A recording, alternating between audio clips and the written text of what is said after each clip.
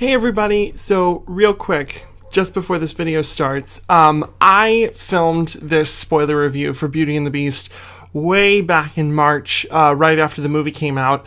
And if you watched my last update video, which there will be a link in the description, I explained why I haven't posted any content in a while, and I wanted to essentially play catch up, so I'm posting this video now, so I hope that you all still enjoy it.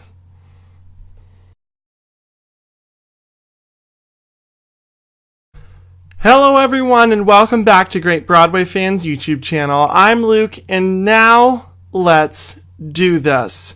Welcome to my spoiler review for Disney's live-action remake of Beauty and the Beast. If you have not yet seen Disney's live-action Beauty and the Beast and you wish to go into the movie completely unspoiled, then click the link in the video description to watch my non-spoiler review. But if you have seen the movie and you want to know exactly what you're getting into, then let's discuss. I've got my notes right here, so let's get started. So I'm basically going to divide this review into sections. I'm going to talk about the production itself, which will include the direction, the script, design, costumes, special effects, everything. Then I'm going to talk about the cast, going in order of the billing of the cast, not going from favorite to least favorite, because I can't pick favorites for this movie.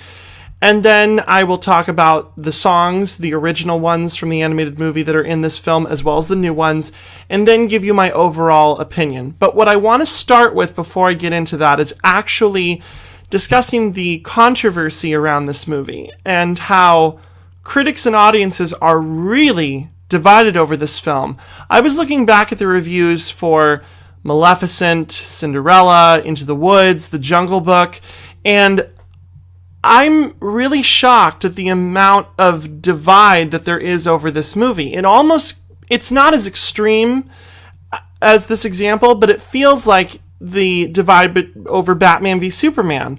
After the Doomsday trailer, everybody just was split down the middle with this movie. And then when it did finally come out, it was critics hated it and audiences were mixed. And it seems like with this movie, it currently now, as of the 19th of March, has a 71% average from critics on Rotten Tomatoes and an 84% from audiences, which is good because it was at a real low point. I think it was in the 60s, which was bad, and then it finally has leveled at the 70s. But a lot of the criticism against this movie is people are saying, oh, Emma Watson sucks. The Beast looks terrible. It's a carbon copy of the remake. Why would you remake a classic? Well, I can understand where everyone's coming from with their critiques against the movie. And I'm not saying that this film is perfect. I gave it a 95% out of 100 on my non-spoiler review. I do have problems with this movie. Tiny problems, though, which I'll talk about in a second.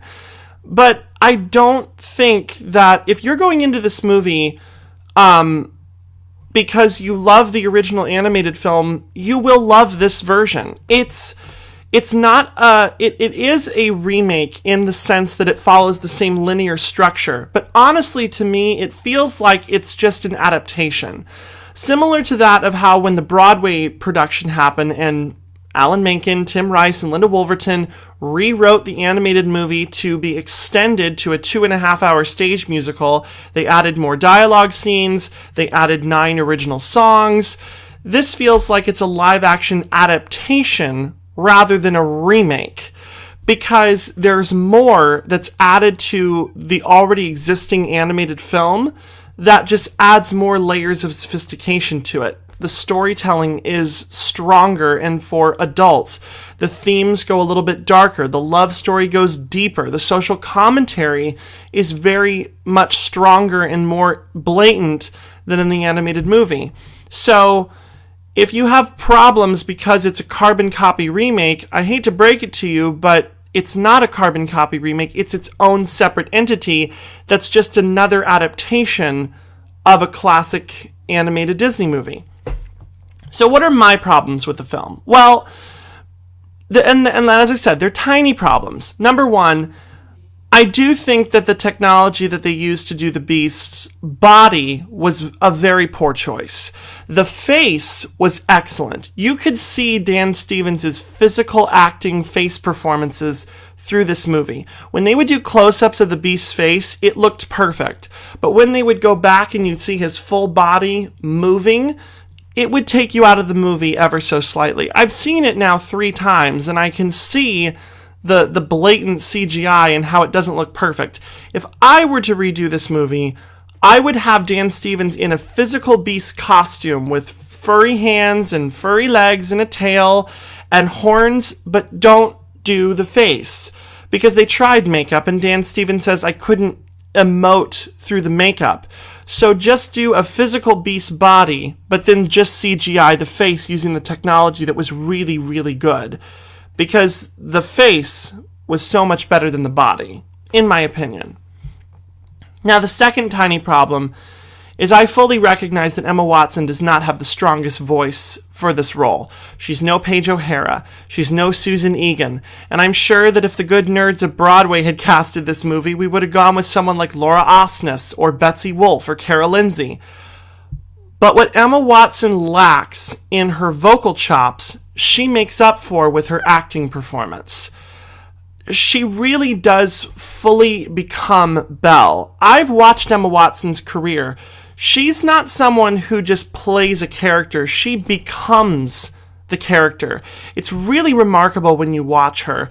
And seeing her in this role was just, it was spellbindingly incredible.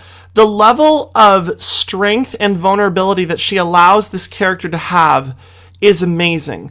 The layers to her performance, how she's able to stand up to the Beast, but then open her heart up to the idea of love, is really fantastic. And honestly, I think that the imperfections of her vocal performance matches the character. She's a bit of an oddball. She's different in town. She's not pristine. She's not manicured. She's not dolled up in makeup. She's a very raw, realistic character. And Emma Watson's voice is raw and realistic. It's almost in close comparison to Emma Stone's vocal performance in La La Land. It's not perfect, but it fits the character. And honestly, going off of another comparison, this reminds me a lot of Emily Blunt and Anna Kendrick in Into the Woods. All 4 of these women that I just mentioned have amazing voices, but they don't have the vocal chops to be able to perform it live on stage. If Emma was cast as Belle in Beauty and the Beast on Broadway, no, her voice would not be able to hold up to do the show 8 times a week. But for the movie, I think that it works. I really do. I don't think that she sounds like a robot. I don't think that she sounds unenthusiastic with her performance. I think that it's a character choice. And her voice, even though it's not the strongest, is good for the character that she's playing.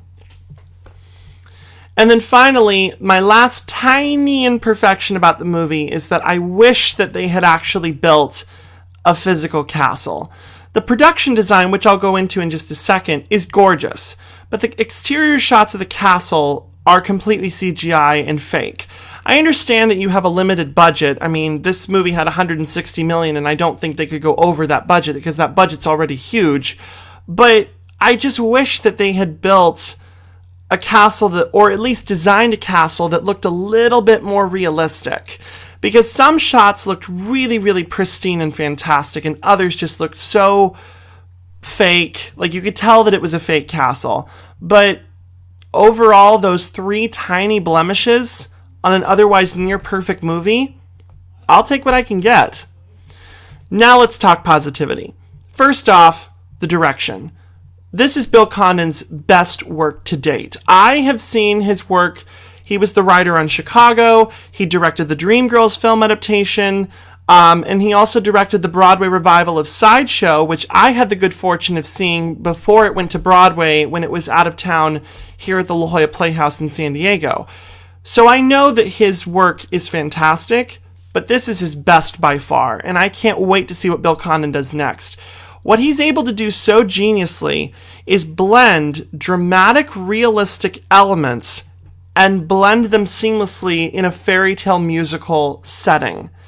he grounds the movie by having it be on sound stages with realistic set pieces versus being entirely CGI'd backdrops. And he makes the movie have a sense of realism and intensity while still being a fairy tale that is a musical. So I love his direction of the film. I also really love Stephen Chbosky's script that he wrote. He wrote the book, The Perks of Being a Wallflower, wrote the script and directed the movie, which starred Emma Watson, and she was the one who brought him on to rewrite the movie for this version. And Stephen Chbosky adds so many nuanced and more layered moments. He adds a fleshed out backstory for Maurice. We finally answer the questions of the continuity errors involving the curse. We get more conversations with Belle and the Beast for them to fall in love with each other. We have a more realistic portrayal of the evilness that is Gaston. So Stephen, as I talked about in just a couple minutes ago, the layers that were already there in the animated movie are just added more upon. It's not padding the movie, it's adding more to tell the story in a more sophisticated adult manner. Next is the production design. This has an Oscar written all over it. The village, the forest, the castle, the gardens, everything was beautiful. I mean, that ballroom alone should win the Oscar for best production design. I mean, it was so stunning. I think my favorite set piece in the entire movie, however, was the library. It was just beautiful. It looked more realistic than in the animated movie, but that was so many gorgeous books. And I loved Belle's village. I loved her house, how it was in the middle of town, and I loved the town square with the fountain. It worked so well for this movie. Really amazing. And next up, costumes. Jacqueline Duran, you're winning the Oscar. I'm sorry, honey, but it's already, I don't care what movies come out for the rest of the year. She's winning the Oscar for costume design. Belle's costumes were amazing. I loved how the blue dress had a contemporary sort of like patchwork look to it. And I loved... what was that? Oh, it was the pink dress that she wore in the Something There sequence in the snow. That was really great. How she put the hoodie on. That was fantastic. Excuse me. And of course, that stunning yellow dress. I know that a lot of people hate the yellow dress. I know that they think that it looks ugly. I don't, personally. I think that it actually looks better than the animated version because it's more true to form for the character. In the animated movie, Belle was a character that was dressed, I don't want to say prudish, but modestly. And then for her to go into this huge yellow dress with a hoop, exposed shoulders, cleavage, and long evening dinner gloves that went up to her elbow, it was out of character for her to wear that dress. This one, however, is custom made for her by Madame de Garderobe, and it works so much better for the character, in my opinion. And finally, I've talked about the CGI and the visual effects, but what I want to actually talk about right here is the enchanted objects and how they look so good. Sometimes they do look a little bit fake, but I love the design of all of them, especially my favorite, even though I had reservations in my video talking about the Entertainment Weekly pictures, Plumette was actually one of my favorite enchanted objects. I also really loved Madame de Garderobe, how she moved and everything, and how her face was like the little puppet show. Cadenza was great, and how they played up the joke of him having cavities as a human, and then him hitting the wrong keys when he was a harpsichord. That was hilarious. And I loved Mrs. Potts. I thought that her look was great. They actually did, I read this, they tried to have it look like the animated movie where the spout was the nose, but they said it looked too much like a pig, so they decided to just switch it to the side of her, and I think that ultimately works better for the character. Because the animated version looks cute because it's hand-drawn, but this is real porcelain, and I think that it looked better with it on the side. Cogsworth was amazing. I love how when he walked, you could hear the clanging of the metal in the clock. He's not made of wood, he's made of metal. And Lumiere is able to twist his body to look like a candelabra and then look like a little golden man with arms and a jacket and feet. It was great. Really great. So next, let's talk about the cast. I've already gushed about Emma Watson, but let me gush a little bit more. I loved how she was able to have this sort of strength about Belle, but not being overtly like hitting you over the head with her ideals. Like she was just going about her day. She reads, and she's the most well-read woman in the village. Obviously, they look down upon women being able to read. And while she does try to teach a little girl in the village how to read, she gets very discouraged, but she doesn't get angry. She just gets upset that she lives in this village that's very simple-minded and very small, and how she is a woman that has bohemian and city modern ideals living in a very small, simple-minded village in the country. That was a really great element that they played up for both the character of Belle and Maurice. And I loved her exchanges with the Beast. I felt that their sparringness at the beginning of their relationship was great, and also when they started to fall in love and have more real conversations with each other, that was really great. And also Emma Watson shedding real tears when the Beast died broke your heart. Really, really broke your heart. Next up, Dan Stevens as the Beast. He did probably one of the best jobs in the whole movie. He was amazing. The way that he started out as this sort of petulant, spoiled, arrogant prince who dresses in a hideous powdered wig and has makeup all over his face, and then gets turned into this hideous, ugly beast, you could really feel the shift that happens with that character. And I love how he has this sort of look to his character, more so than the animated movie, with its like really torn up, ripped clothing. I loved it. I loved his performance. And I felt that after the incident with the wolves is when you start to hear more of Dan Stevens' voice than you do the sort of gruff beast like sounds that they're able to layer on top with like animal sounds. It sounds more like him talking with just a deeper voice than the animal noises he's making as a beast. And then when he turned back into a human, I loved that moment when he copied, just like in the anime movie, when he looks at his hands and everything, and then he turns around, and that was just great. That was so. And then his final last line in the movie, when he looks at Belle while they're dancing in the ballroom, and he goes, "What is it?" And she goes, "How would you feel about growing a beard?" And he went, "Rawr," like he did with the beast noise. That was so hilarious. So funny. Next up is Luke Evans as Gaston. He's a lot less fun than he is in the animated movie. In the animated film, I feel like there's this layer of like genuine stupidity about his character that has a hidden layer of intensity, whereas this version is more like narcissistic dimwit and then really like murderous intentions. Like he is willing to, like, he punches Maurice in the face after he refuses to give his daughter's hand in marriage to him, and then leaves him tied up to a tree to get eaten by wolves. And I think that also the fact that he, instead of using a dagger and bows and arrows, he uses a gun to shoot the beast, that just added more to the sinisterness of his character. And he's a lot less fun than in the animated version. I think that the animated version of Gaston is better for the fun element, but Luke Evans' performance is better for the intensity element. And speaking of Gaston, let's move on to LeFou. Josh Gad was born to play this role. He was so amazing in this part. He plays it just like in the animated movie, but he heightens up the ridiculousness of this character. He's more foppish. He's more silly. He's more goofy with his performance.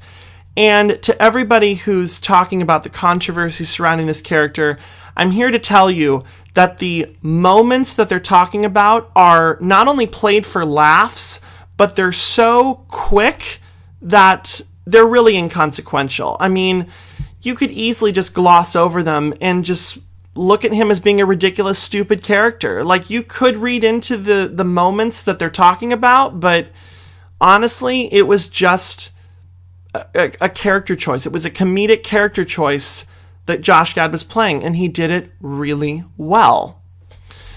And so finally, the last of our human cast members is Kevin Kline's Maurice. He was the best character from the original that got a real big shift with the way that his character was rewritten. Because we no longer is he the crazy old Maurice that's the wacky, kooky inventor. That's actually Belle. She makes a really great, innovative washing machine using rope, a barrel, and a donkey. But Kevin Kline makes music boxes, or Kevin Kline's Maurice makes music boxes. And I loved it. I love the moments he has with Belle. And then when we find out, this is a major spoiler. So if you haven't clicked out of this video yet, you are going to get a big spoiler here. So the Beast, one of the objects that the Enchantress gave him was an enchanted atlas. And if he puts his hand on it and envisions a place that he wants to go, he can get taken there. So he allows Belle to use it. Think of the one place you've always wanted to go, find it in your mind's eye, feel it in your heart, and they get transported to Paris, to the loft that Maurice and her mother had when she was a baby. And we unfortunately learn that the reason why Maurice left for the country is because her mother contracted the plague. And she insisted that Maurice take little infant Belle away to the country and basically left her mother there to die. And Maurice is so overtly protective of Belle that he doesn't want to lose her. But towards the end of the movie, when they're both in the carriage getting taken away to the insane asylum, she says, "I know what happened to Maman." And he's like, "Then you know why I had to leave her?" And she goes, "I do." And she says, "I know that it's dangerous out there, but I have to save the Beast. I have to protect him." And how he's able to sort of be like, "You know what? I trust you, Belle. I'm going to let you out. We're going to find a way out of here, and you're going to get back to the castle, and you're going to save him." So I loved it. I really, really did. Now, as for the enchanted objects in the movie, Ewan McGregor does a really good job of Lumiere. He's not as strong with the accent as Jerry Orbach, but Jerry Orbach gave a really mustache-twirling, Pepe Le Pew, Maurice Chevalier kind of performance, whereas Ewan McGregor is more similar to Belle. It's more of a grounded French accent, and also he did re-record every single line of dialogue that he had. He first recorded it with the bad accent, and then he re-recorded it with a thicker French accent, and that's the version you hear in the movie. And I thought that Be Our Guest was a great number for him. I think that the original Be Our Guest will always be superior because I just have grown up with it, and I love it more, but this version was none too shabby whatsoever. And I loved the design of Lumiere, and his moments with Cogsworth and Plumette were hilarious. And I loved how he would flick his candles on and then he would light the top of his head. That was really, really good. And speaking of Cogsworth, Ian McKellen, I honestly feel like he got shortchanged in this movie. He's the one person in this entire cast that doesn't live up to the original animated character, I think. I think that he's the only one in this entire movie, with the exception of maybe Gaston, whose animated version is better than this remake. I feel that Ian McKellen's Cogsworth is different, but it loses a lot of the comedic edge a little bit. It loses the sassiness that Cogsworth has. He's more of like an upper crust, "Oh, no, you don't," more than a, "No, no, no, not the master's chair." Like, that's the kind of difference with the performance. But when he got turned back into a human and got reunited with his wife, that was hysterical. He was like, "Turned back into a clock," when his wife comes up and she's like, "I've been so lonely." You'll see it at the end of the movie. It's funny. And then Emma Thompson as Mrs. Potts. It's very difficult. I think that similar to Emma Watson living up to Paige O'Hara, it's very difficult for Emma Thompson to live up to Angela Lansbury. But she makes the character her own. It was funny. Listening to the soundtrack, I was like, wait a minute, did Helena Bonham Carter dub all of Emma Thompson's singing? But no, that is Emma Thompson's voice. She just happens to sound very, very much like Helena Bonham Carter. But I loved her Cockney accent. I feel that there was more of a sort of upper crusty, housemaid than it was sort of like a warm motherly figure to it, but I loved it. I love the sass that Emma Thompson brought to the character that Angela Lansbury did not. And I thought it was really good. Gugu Mbatha-Raw, though, She was so, so sweet. I loved her accent. I loved everything about it. The design of her character, the close-ups on her swan head. It was beautiful. And then when she got transformed back into a human, woof. She was stunning. Absolutely stunning. How she sort of wakes up in a bed covered in feathers. And her arm goes up first, and Ewan McGregor's Lumiere grabs it and pulls her up. It was so, so funny. Although, I will say, when I saw it on Thursday night, there were two little girls that were sitting directly behind me and my friend who I was watching the movie with. And when Gugu Mbatha-Raw turned back into a human, they go, "She's black?" And I had to bite my lip because I was going to start laughing. But that leads me into something interesting, which leads me also into talking about Audra McDonald's Madame de Garderobe. The movie works diversity into it very, very seamlessly. It's not forced, it's not tokenism. It's really good. I love how there's diversity with the featured supporting characters of Plumette, Madame de Garderobe, and then Père Robert, who runs the church where Belle gets her books from in town. And then how there's also people of color and different ethnicities in the village who get featured in the opening number Belle.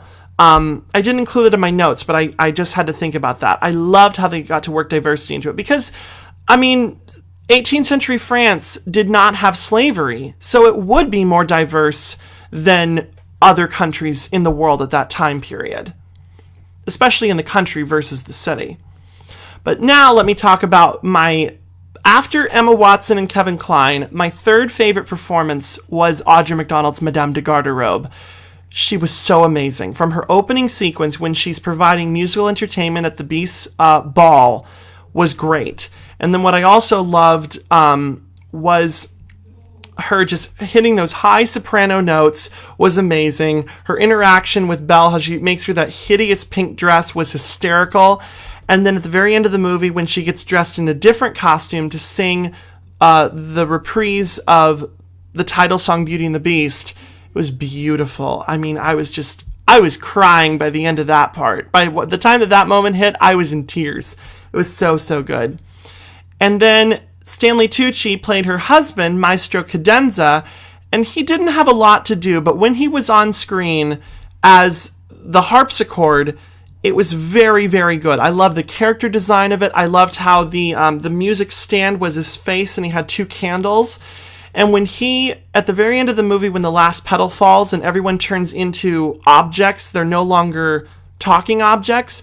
He's like, "Amore, don't leave me." I was like, no, my heart was breaking when the objects went from anthropomorphic talking to solid objects that didn't move anymore. When the last petal fell, that was heartbreaking. But I love Stanley Tucci, and I love his big, huge wig. That was really, really funny. And then finally, the last two people I want to talk about are Hattie Morahan as the Enchantress, also known as Agatha, and the actor who I cannot find his name, but he played Père Robert. He did such a great job. Like I said, working diversity into the film without making it seem like tokenism or being forced. But also, I love the sense of how he was the one person other than Maurice that supported Belle in the village. When the villagers destroy her washing machine, he's the first one to help pick up her laundry. When Maurice is getting taken to the insane asylum, he's the only one that's speaking up, saying he needs a hospital, not an asylum. So I love Père Robert's character. And then Hattie Morahan as the Enchantress.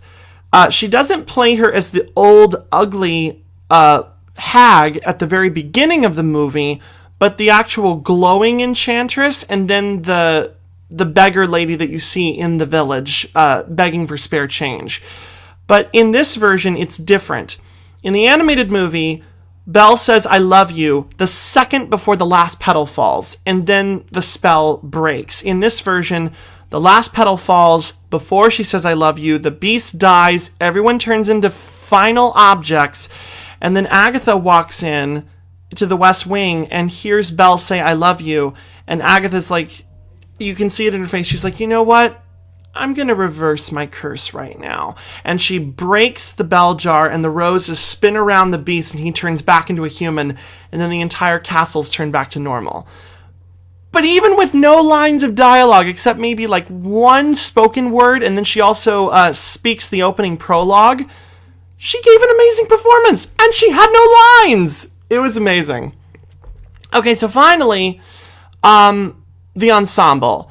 I loved the opening number, Belle. I thought that Gaston was a great number. I thought that the mob song was a great number, because the one of the things I love about Beauty and the Beast is that it's a musical that really has a lot of moments for ensemble members, like solo plucked moments for ensemble members. And I love that about this musical. I loved it in the animated movie, I love it in the stage musical, and I love it here. And my favorite actual change from the animated movie is the triplets. They're a lot more bitchy than they are in the animated movie. And I loved how they look really phoned in and dolled up. They reminded me a little bit of the Mean Girls, from Mean Girls, obviously. But they were all really, really great characters. I really enjoyed the triplets. They were so funny. And so now, I'm going to quickly wrap this up by talking about the music. All of the original songs are there. Alan Menken's provided new orchestrations.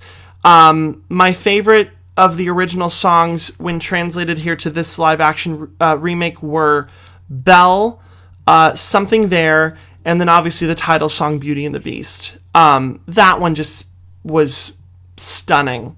Really, really stunning. From the choreography to the costumes to the cinematography to Emma Thompson's performance, it was just gorgeous. And as for the new songs, while I feel that How Does a Moment Last Forever is too short, and Days in the Sun is not as good as Human Again, Evermore is a fantastic song. In the Broadway production, the Beast has two solos. He has How Long Must This Go On, which is after Belle first arrives at the castle and they're not at all on good terms with each other. And the second one, after he screams at her and tells her to get out of the West Wing, which is If I Can't Love Her. But Evermore is a better song because it shows you that the Beast really has learned how to love, and how even though Belle is gone from his life, he thinks forever, she'll stay with him for the rest of his days, which was just truly amazing. So overall, I still stand by my percentage. This is a 95% of an A, in my opinion, for this movie. I would consider it on par with movies like Into the Woods and Chicago, but also older movie musicals like The Wizard of Oz and American in Paris, Singin' in the Rain, and The Sound of Music, and Mary Poppins even. I loved this movie so much, and I cannot speak more highly of it, and I cannot wait to see it again, because it really is, like I said, everything great about the original animated movie, which is a cinematic masterpiece, and just translates it into a live-action setting with more layers, more sophistication, and more magic. So thank you so much for watching my spoiler review for Disney's Beauty and the Beast. Be sure to like this video, hit the subscribe button so that you can follow me for more content, hit the bell icon so that you know when I'm posting content. You can follow me on my social media. My links to Instagram and Twitter are in the video description. As always, thank you for watching, and I will see you next time.